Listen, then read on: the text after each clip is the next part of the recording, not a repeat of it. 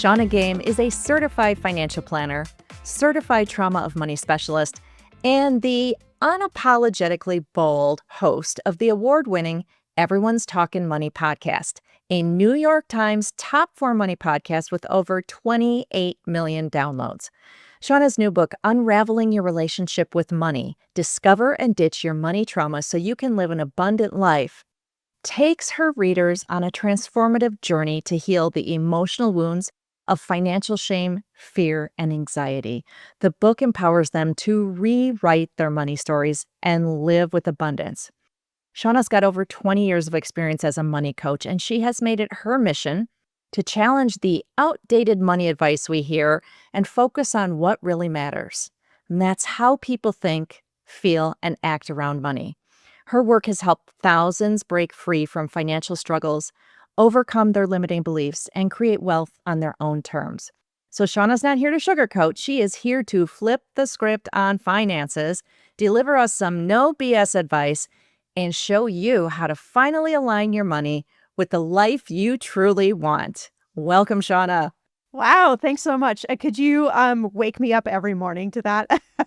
I know. Isn't it fun to have someone else talk about all the great things you've done? And you've done a lot of them. It is super fun. I mean, I'm always the person who downplays my achievements, so I'm learning how to sit in it and accept it. Well, 20 years of helping people overcome money fears, become better with their money is certainly nothing to sneeze at. Yeah, if you would have asked me when I was a little kid if I would be doing this as my career around money, I would say, no way. But yeah, I love helping people make that transformation and ultimately, step into like a version of life that they didn't even know was possible. Well, money creates so much anxiety for people. They have so many negative thoughts surrounding it. I mean, even when we're doing something fun and spending our money in a fun way, a lot of people have these background thoughts of shame and guilt. Oh, should I really be spending this? And they maybe don't even fully enjoy what they're doing. So there's an awful lot to unpack for someone like you.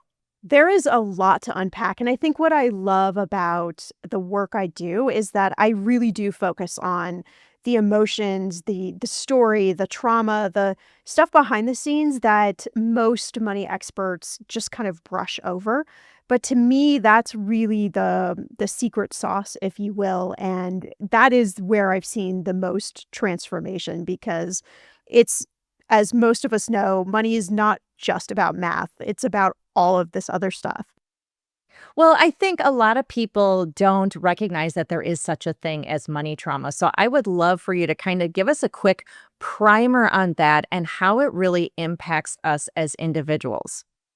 Money trauma is just like you would think of any other trauma. It's a emotional, a psychological response to a situation around money that we have found extremely distressing. So it could be something like, you grew up in poverty, for sure. That's a huge example. Or it could be something as small as maybe you forgot to pay a bill accidentally and your credit score dropped. And so every time you look at your bank account, there is this somatic feeling in your body. Your heart starts racing, your palms get sweaty, something like that.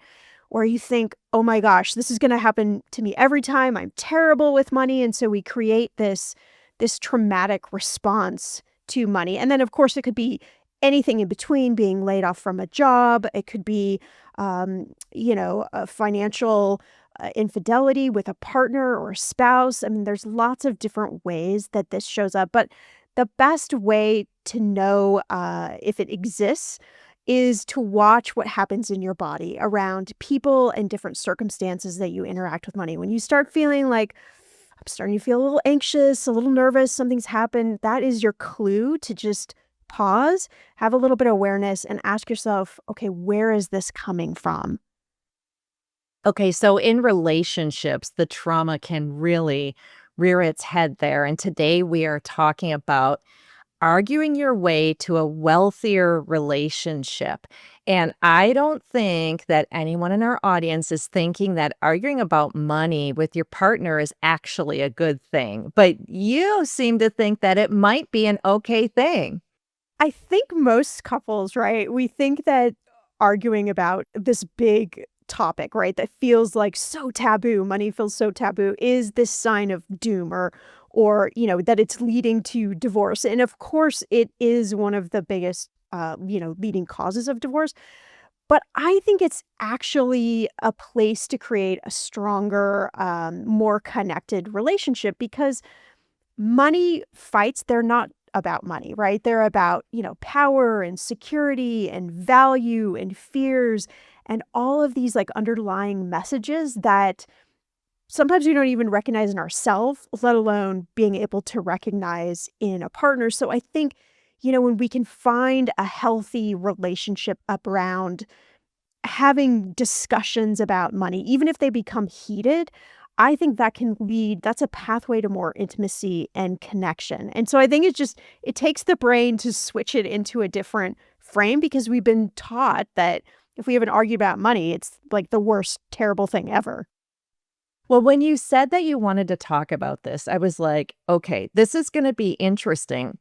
And I was thinking, how is it that a money argument can be a positive thing? And the first thing that came to mind for me was, well, it's opening up the lines of communication, right? One of the really detrimental things that I see in relationships when it comes to money is we don't talk about it. Like, I do my thing with my money, he does his thing, and I hope nothing goes wrong with the bills because then we're certainly going to have to talk about it. But a lot of couples kind of do the head in the sand method, don't they?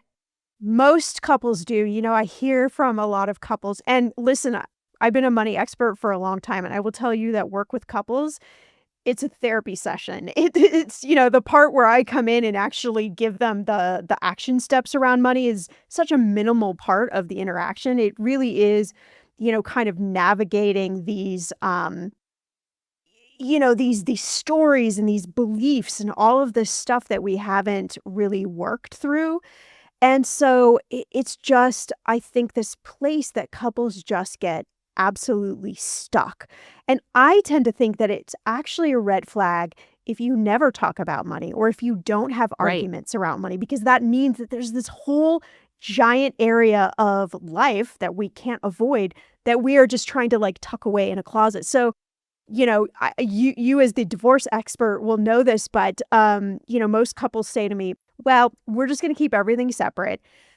He can spend, she can spend, they can spend, I can spend, whatever, and we'll just never have an argument." And of course, I chuckled to myself that knowing that's not possible.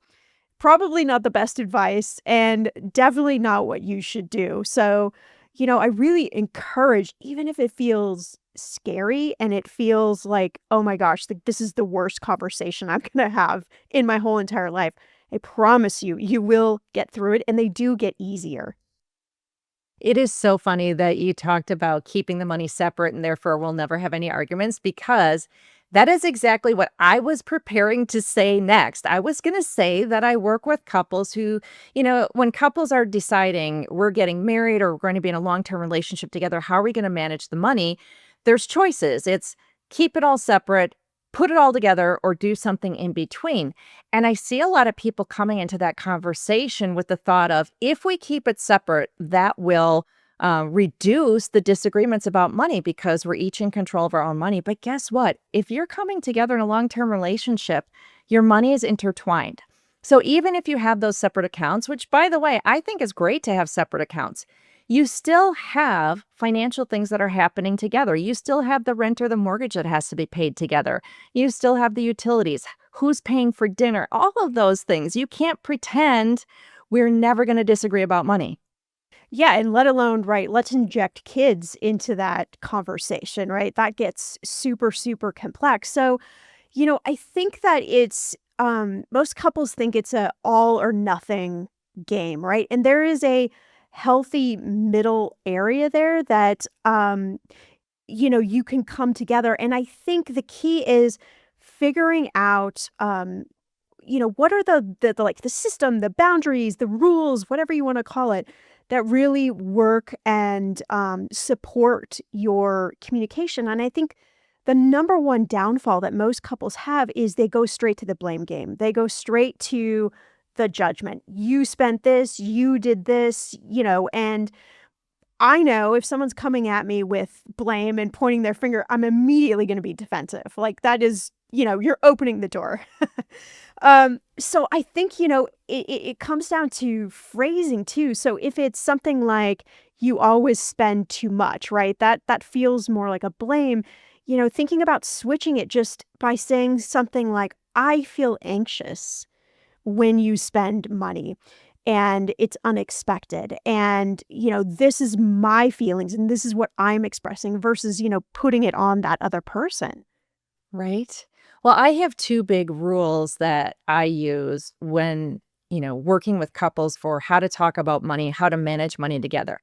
And the two rules are no matter how you set up your finances, separate together or something in between, there has to be transparency so that you both know what's going on in each other's accounts, even if you don't control those accounts. So, first is transparency.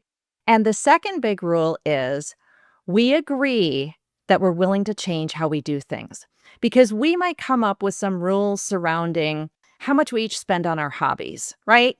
And then we start spending that way, and all of a sudden, something changes in our family, or the budget we thought was going to work doesn't work. And so we have to be willing to make some changes. And I think that's why I'm a huge advocate of something called the money date. If you've not heard of that, it's, setting aside a calendar time each week, but it's done in a really fun way, right? You're either going to have a beverage, you're going to go to your favorite park, like you're going to do something that's really enjoyable, and you're gonna set a time limit, like 15 minutes. We're gonna check in Yes. on, what we spent last week, what's coming up. Is there any goals, any changes we wanna make? Okay, check, check, check, done, right? And so that gives you the space to have time to talk about these things, but it doesn't have to engulf, an entire weekend or take up too much space in your brain. And so you can use those sessions as a time to say, okay, what do we want to change? Like, this isn't working. What can we do that might work? And also, I think, using something like that as a time to be curious. Like, I think if we brought more curiosity to our relationship with our partner and money, really finding out, like, how did they grow up? What was their early money messages?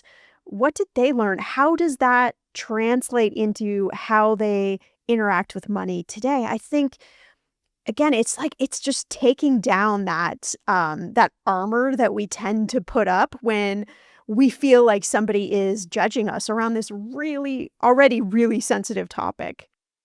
Well, I'm with you on doing it weekly because I feel like the more routine we make it, so it's happening every week for a very short period of time, it has less anxiety surrounding it versus if we have the big quarterly meeting for 2 Oh hours, gosh. which you catastrophize about in your mind for weeks ahead of time. That's a no-go for me.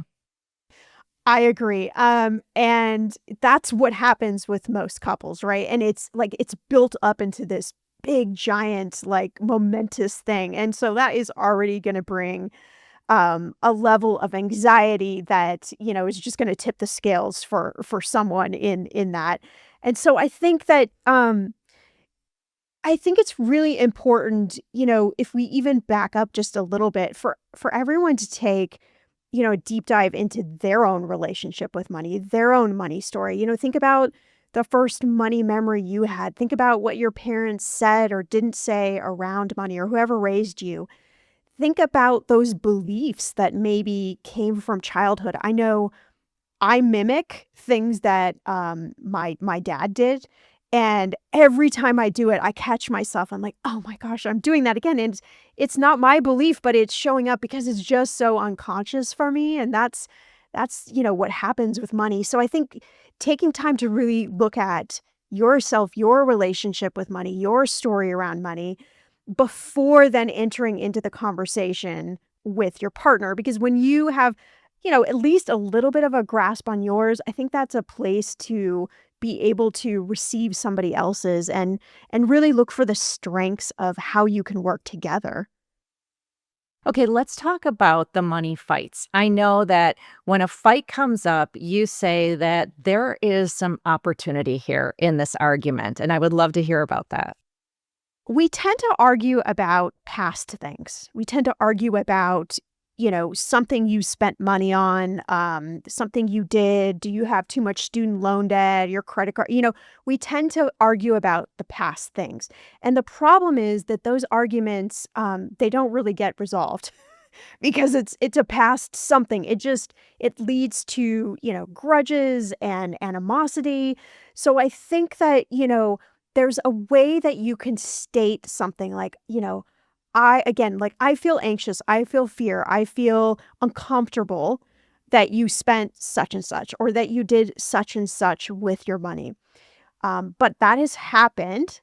So let's look forward, right? I think if we start shifting to what is our bigger vision around money, right? Where are we actually going? Because if one person, let's say, is a spender and one is a saver, right? And the saver is just getting, all up in arms about the spender. I think that opens the discussion gates for, okay, what do we actually really want? Can we find some sort of common ground where we can, set up rules, just like what you're saying. My husband and I have something called a don't ask, don't tell number. So we can each spend that amount of money without even checking in with each other. But the minute it starts ticking over that, it's just a quick little like, hey, I'm going to do this. Is that cool with you? Yeah, that's great. Go do that. Okay, perfect. Right. But I think it's these arguments can lead to a place where of like, okay, let's like get out a couple pieces of blank paper. Let's draw like what do we want the future to look like? Because we both have to be like in the boat rowing in the same direction. So instead of focusing these arguments on what has happened, let's say, how do we use this disagreement to create a better future? Well, they like to say that opposites attract, and I see so many scenarios where a saver and a spender come together in a long-term relationship, and there is a lot of conflict there because of it, and I'm a huge believer that you actually can have the best of both worlds here, because if you're having these money conversations, you have an opportunity to figure out what is an amount we both feel comfortable saving every month or every year towards these long-term goals? What are we looking forward to at the long-term goals? And then what is an amount that we know, hey, if we spend this on a vacation this year, that meets the needs of the spender without jeopardizing our long-term goals? Yeah, what you're talking about is I mean, you're a partnership, right? And so, that doesn't just mean, in the bedroom, right? That means in every aspect of being in a partnership. And that's part of a partnership is a healthy negotiation, if you will, to a middle spot where people feel comfortable. And I love what you're talking about here that, you can create your own rules. You can have the yours, mine, and ours, bank accounts. You can have all your money together. You can create whatever system, but you have to agree with kind of the hierarchy, right, of how that's working.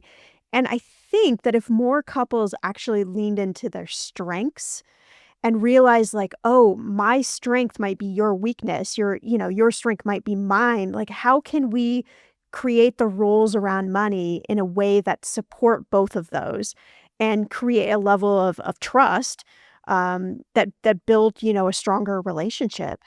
Right? Okay, so we've got a money fight. How do we fight fair so that we can move forward as a couple? The first thing is we have to realize if we are projecting onto the other person. So if we're immediately in that place of defensiveness or that place of blame, and we have to, kind of wheel it back if we can, and we have to start making I statements, right? It lowers the tensions when we start saying, um, I was really nervous when you did X. I don't like when when you open a credit card and I don't know about it, right? Whatever that is, we have to start making those I statements because I think there is a place to hold both, ouch, that hurt me, right? Which is normally what we just kind of lash out against. And the other side, which is, let me try to give you the benefit of the doubt. Let me try to understand where you might be coming from, why you did that. So I think there's a way to hold both of those two dualities, but we have to we have to be able in the moment, which is super, super tough, to direct it more on ourselves and our feelings and really listen to what the other person is saying. And then I think after we've both kind of said our beef about this, then it's okay, how do we come to a center spot around this? So both, people felt heard and there is some sort of working solution so this won't become like quicksand going forward. Right. So it's not, you can't ever open a credit card again because no one wants to be told what to do. That's not realistic or proper. But for me to say, I felt uncomfortable when you opened that credit card and I didn't know what's going on. Could we agree that in the future, if you're thinking about opening another credit card, that we would have a conversation before you did it, just so I can understand what bank it's with, why we're opening it, what some of the numbers are surrounding it, how we're going to use that credit card, et cetera. Because if I have the information, I can feel a lot more comfortable about it. For sure, and that just the way you've gone through that, like, that creates more connection. That is bringing the partnership together versus, each of us going to our own different sides and just, fighting it out, and if you have this conversation and the other person won't reasonably agree to that, well, then that's another discussion about, financial abuse or something else that might be happening in the relationship. Right. If your partner is saying, I will open a credit card when I want, with or without telling you, I'll make the decision at the time if I'm going to tell you beforehand or not. Gosh, that feels awful.